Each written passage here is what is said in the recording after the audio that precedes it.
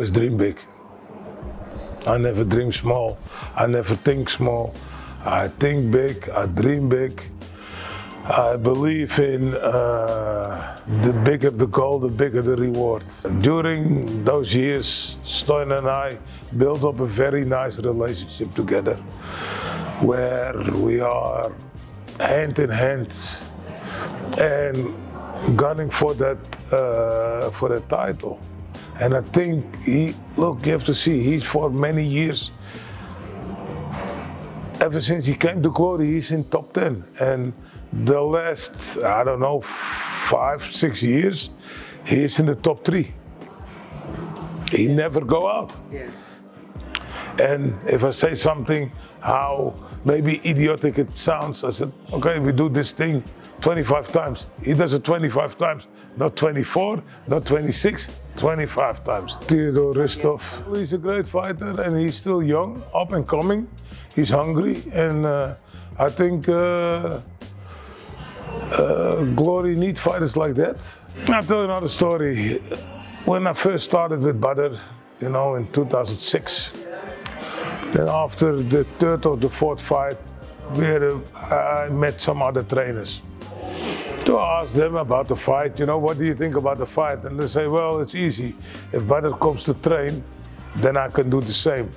And I simply replied them by, listen, I think that's the trick, to make the training that appealing that a fighter like Bадр or Jamal or Antonio or Stoyan thinks, hey, what we're gonna do tomorrow? It depends on the quality of the Bulgarian fighters. Look, they already proved they can put on a show. Okay. Yes? Yeah. Rena did. So, you know, that book has been written. The only thing you need to do is follow it step by step and it's going to be okay. Dream big.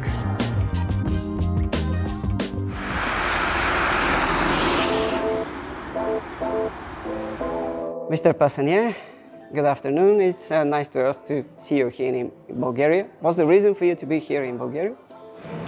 Well, this weekend we took our time to visit a couple of cities, talk with several people for the next Glory Bulgaria.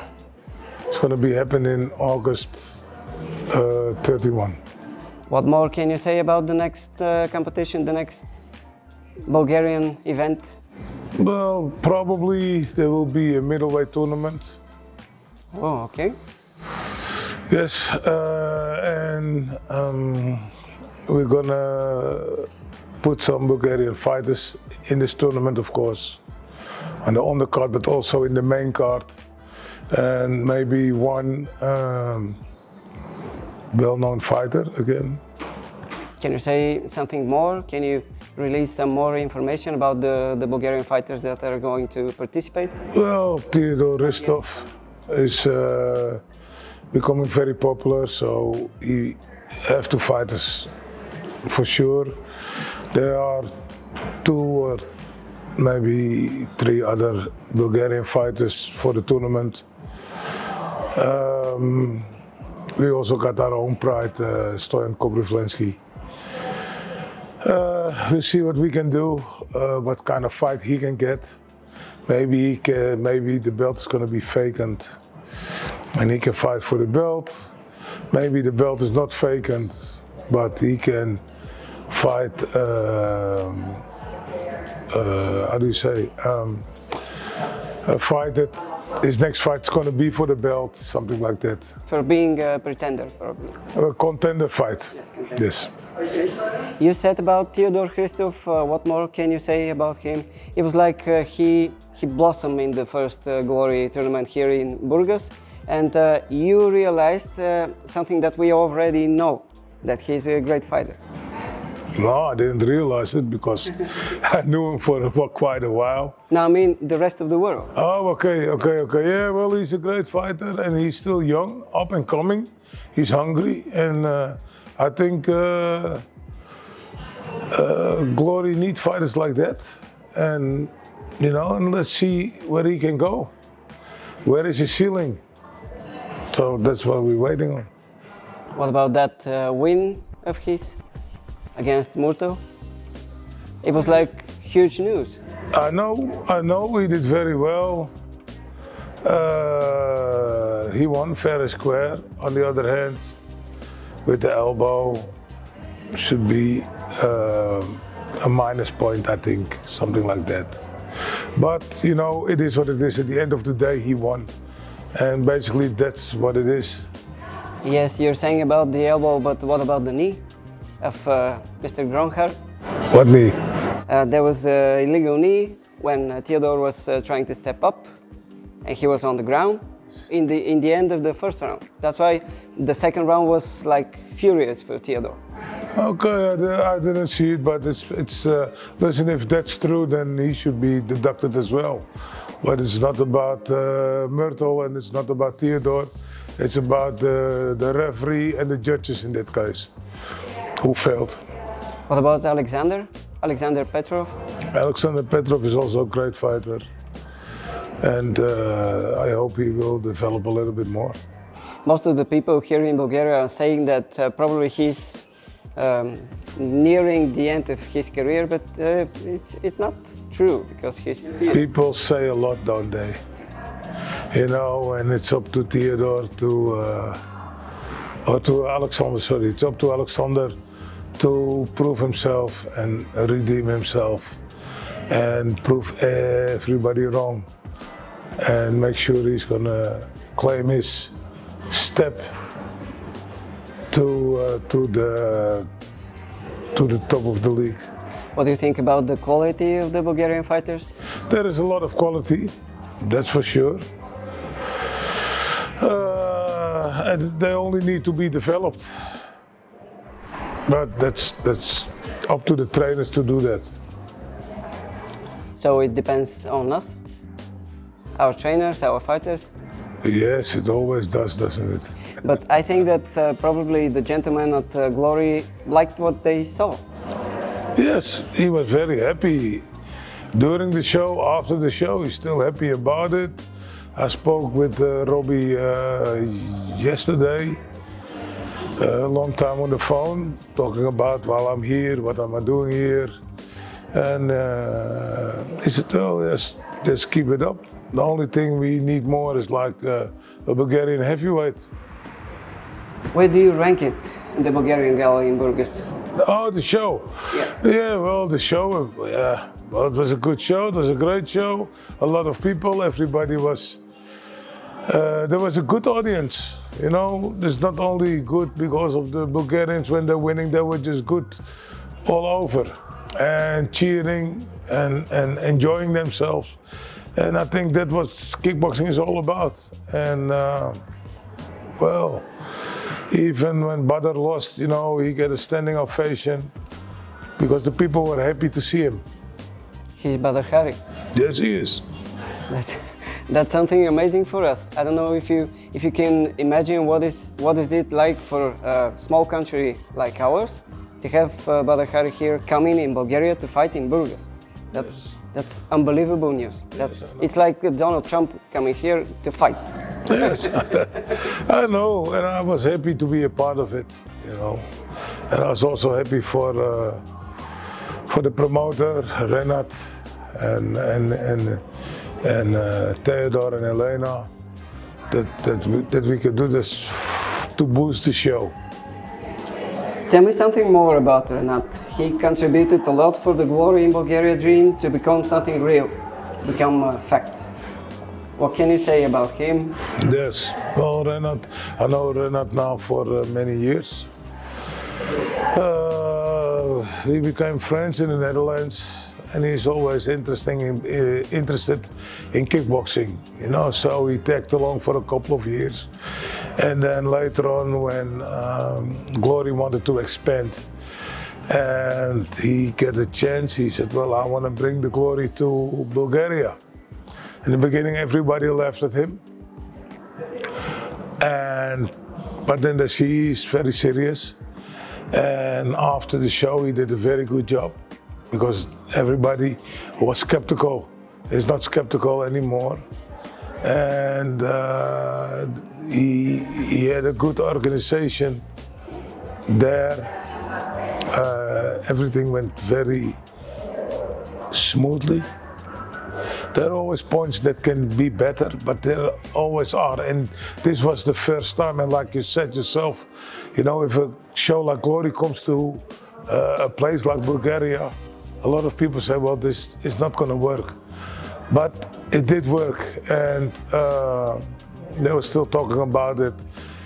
In 2023, it was one of the best shows, besides maybe the best show, besides the collision shows. The final of the probably. The collision shows, yes. You know, that's when there are, you know, you got the normal glories and you got the collisions. That's like the bigger shows.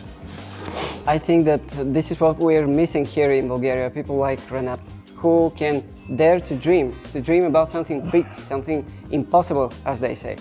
But you can see now it's not impossible. Nothing is impossible as long as you work hard for it and you believe in your dreams and don't change your plans all the time. Just make one plan, stick to the plan and trust the process. But that's what it's all about in life. And if you just do that, then you might surprise even yourself. Is this what you believe in, managing your club during the years? Well, I always dream big. I never dream small. I never think small. I think big, I dream big. I believe in, you know, the bigger the goal, the bigger the reward. At the end of the day, you know, I can settle with one or two fighters, make one champion here and one champion there, but I think differently. Now I got 12 fighters in the biggest league. I got the one fighter in the K1 of Japan. So, you know, I just keep on going. That's what I do. What's the secret for this success at Mike's gym during the years? Like, simple. Believe in yourself. Do what you're good at. Don't get distracted by side noises. But most of all, be true and honest, and just keep on working every day. Because everybody say, yeah, Mike, you are, you know, you can talk easily, you know, you got the big gym. Yes, but every day, during the week, when I'm in Holland, I'm at 5 o'clock in the gym in the morning. During the week, Saturday, I'm at 6 o'clock in the gym in the morning. And Sunday, I'm at 7 o'clock in the gym in the morning. So I'm working about 10 to 12 hours a day. Every day, no days off, no sleeping in, no nothing. Just working and create. Always try to create angles and things and keep on evolving. Even with kickboxing and boxing, I don't know everything, but I want to know everything about boxing, about kickboxing, about fighting. You know, so I'm always looking and searching for different things.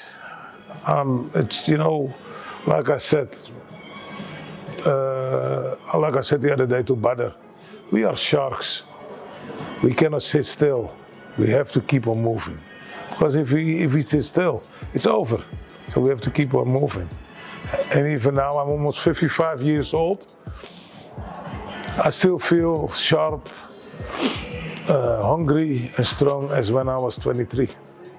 How can you keep on managing those sharks of yours like Badr Hari? People with hard, strong mentality, how do you manage them? Well, I always did. I never had the easy fighters, or the easier fighters. I always have the hard-headed fighters, the so-called difficult ones. And when I do have an easy fighter, you know, or they say, yeah, they're easy with you. Yeah, okay, because I'll tell you another story. When I first started with Badr, you know, in 2006, then after the third or the fourth fight, I met some other trainers to ask them about the fight. You know, what do you think about the fight? And they say, well, it's easy. If Badr comes to train, then I can do the same. And I simply replied them by, listen, I think that's the trick, to make the training that appealing that a fighter like Badr or Jamal or Antonio or Stoyan thinks, hey, what we're gonna do tomorrow? I know it's kickboxing, but how's the training gonna be? What has he got in mind? Oh, we need to bring the running shoes. What are we gonna do?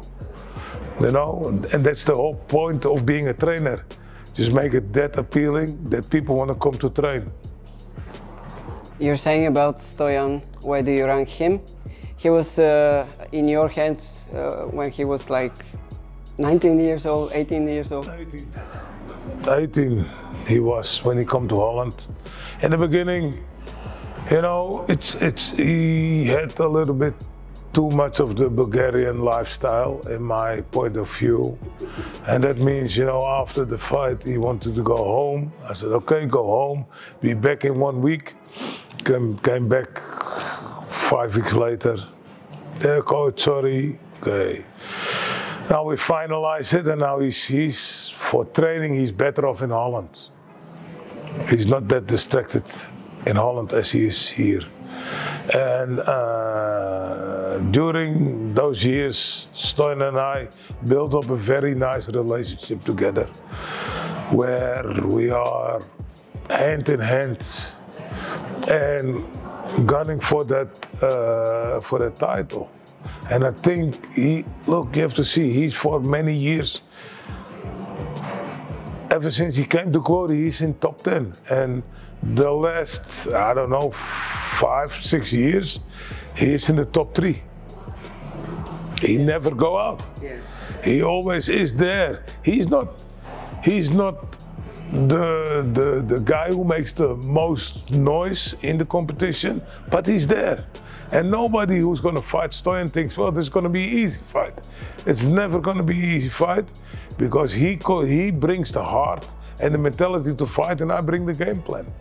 And then together, it's great. And even when it was not that fighting that much in Glory, we took fights here at Max Fight, or we fought somewhere else, you know, and kept on winning for many, many years.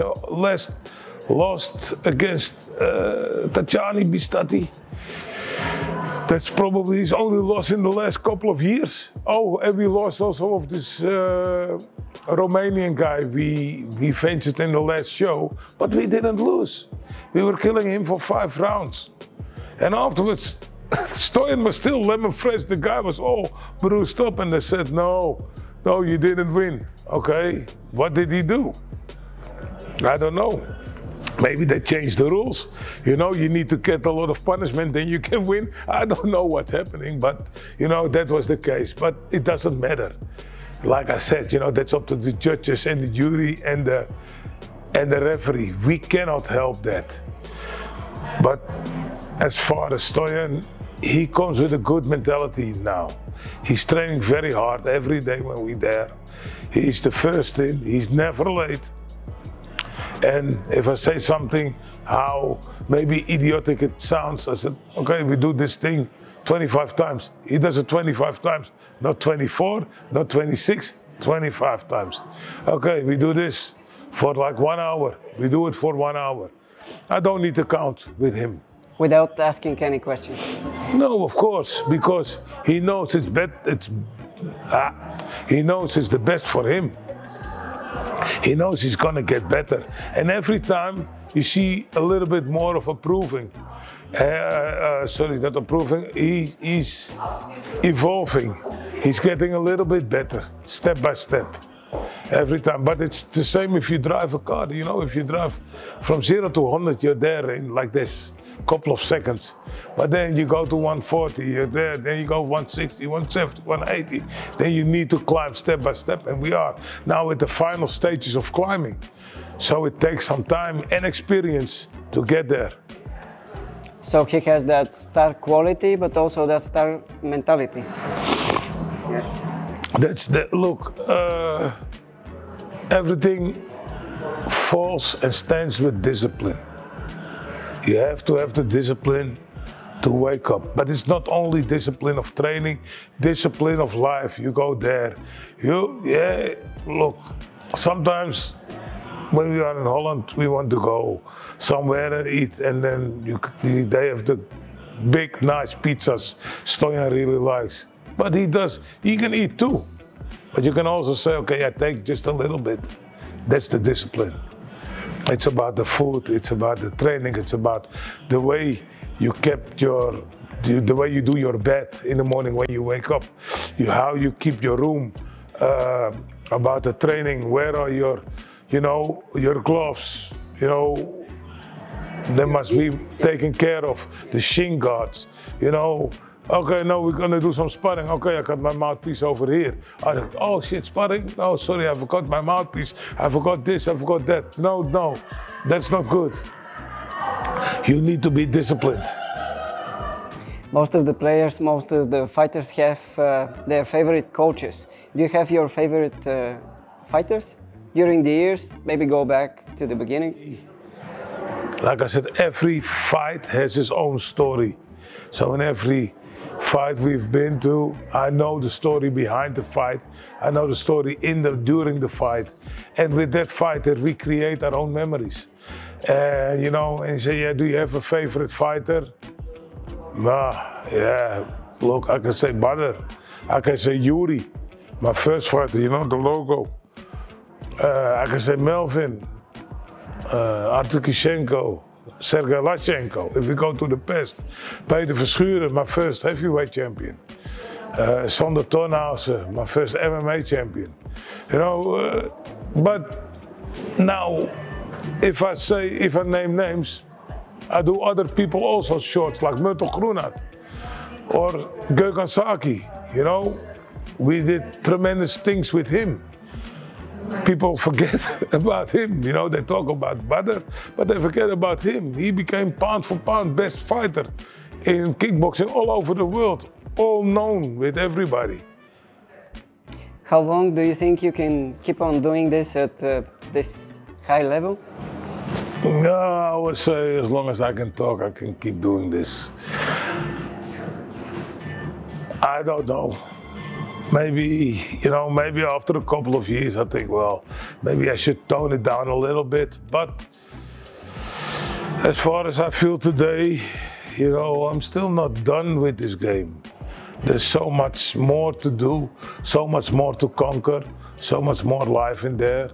And of course, I travel a lot less because for a couple of years ago, before the corona, I was like two to four times a month outside of the country to fight.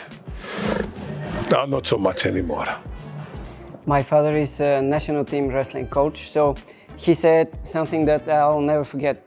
I was asking him, when will you be done? And he was like, never. You're never done with sports. Never. No. It's inside you. You cannot remove it. No, the funny thing about it is, if you, like myself, if now my son is doing the gym, so I don't need to look after that anymore. Yury Mess is doing the upcoming fighters. I don't have to look after that anymore. But I'm gonna look for some substitutes, like training with Renat, training with other people, There is, like other people say, there is no reward in there. And I said, yes, there is. There is, if I can train some people and on a different level, not being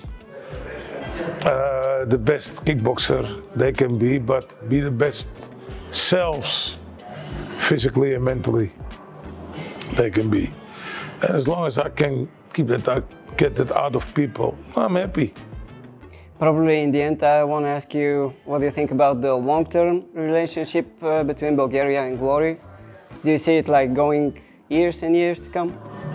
Well, there is nothing more changeable than fighters and fights. So it depends on the quality of the Bulgarian fighters. Look, they already proved they can put on a show. Yes? Rena did.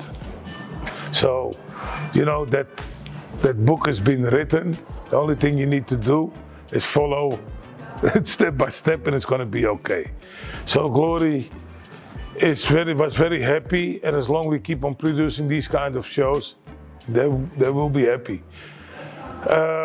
Then is the other part, if there are going to be some good Bulgarian fighters, there are going to be some Bulgarian people to watch. Because you need to have a platform, but you also need to have an audience. If the audiences keep on coming, Glory will keep on coming here as well. So it's more a factor of multiple multiple sides that has to go hand in hand. Like, okay, we have these fighters, we got this audience, and how good will it be if there's going to be a Bulgarian champion? It doesn't matter in what weight class, but how good will that be? And how popular, what kind of boost will it give that to the sport here in Bulgaria? So there are a lot of young other Bulgarian boys and girls thinking, well, I'm done with soccer. Let me try kickboxing. I want to be a champion like Stoyan, or I want to be a champion like Teodor or Alexander, or, you know, why not? Probably one day. Let's hope so. Thank you very much. I had goosebumps when you were saying that about the Bulgarian champion. Thank you very much for your time, and probably see you again in August, you said? August 31st. Okay. We're going to be here. Where? Well, probably Burgas, I think. But you never know. We also have some meetings here today with other people about Glory Sofia. So you never know when a show, look, they want to go to different countries, like Romania, Italy, France. So if one of these shows got cancelled for one reason, we have to be ready. And that's why I'm here. We have to be ready to say, listen, if there's a problem, we can host it. Now we can do it in Sofia, because we're going to be in Burgas in the summer, because you can fly to there. And Sofia, there are a lot of planes going to Sofia. And Burgas, then in October when we did it, the airport was closed, so you know we need to drive from Sofia. It's a long end, and there was some climate activists sitting on the road, so we need to drive all around. It was a lot to do, but we did it, and without complaining. And wouldn't it be nice if there was going to be a second show, that maybe Glory can come to Bulgaria 2 times a year? Yeah, there's also going to be a Glory Croatia. Well, it's the same thing. We need to work together to develop all of these things. And with we, I probably say, okay, listen, yes, Renat, Glory, the coaches, the trainers, the audience, but also new fighters need to come. They should think, well, listen, I can work at a gas station, not that there's anything wrong with it, but I can also be a kickboxer. Or I can go work somewhere, you know, supermarket. There's also nothing wrong with that. But I can also be a kickboxer. And who knows, maybe all of Bulgaria is walking around someday with one of my shirts, you know, or a couple of thousand Bulgarians. They are going to be a hardcore fan. Why not? Dream big.